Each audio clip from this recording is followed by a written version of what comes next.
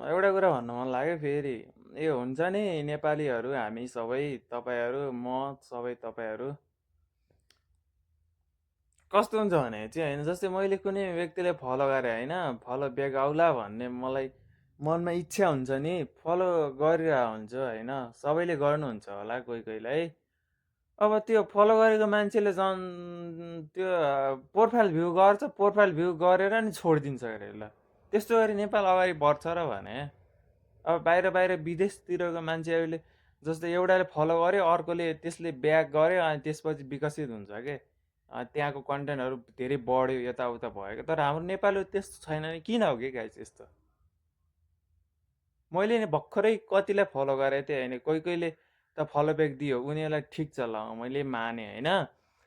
तर कुनै कुनै हुन्छ नि फलो गरे पनि भ्यू के अरे प्रोफाइल भ्यू गर्छन् तर त्यत्तिकै छोडिदिन्छ ल, भ्यागै दिन्न। यसो गरी अनि नेपालले कहाँबाट अगाडि बढ्छ त गाइस? त्यही भएर हामी सबैजना मिलेर यताउता फलो ब्याक पठाउने या दिने सबै यताउता गर्नुपर्छ र बल्ल हाम्रो नेपाल अगाडि बढ्छ।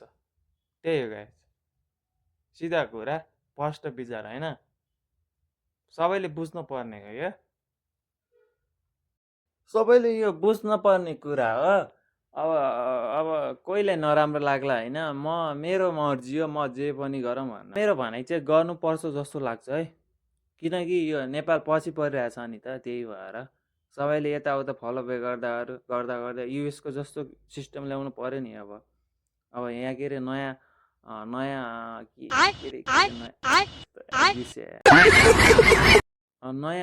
नयाँ सरकार आउँदैछ, सुजन गुरुङ दाई प्रधानमन्त्री हुनुभएको छ, उहाँले नयाँ सिस्टम ल्याउँदै हुनुहुन्छ र हामी जनताहरूले पनि सपोर्ट गर्दै अनि यो हुन्छ नि कन्टेन्टहरूमा बनाउनेहरूलाई सपोर्ट गर्नु परेको सबैले, बुझेनौ?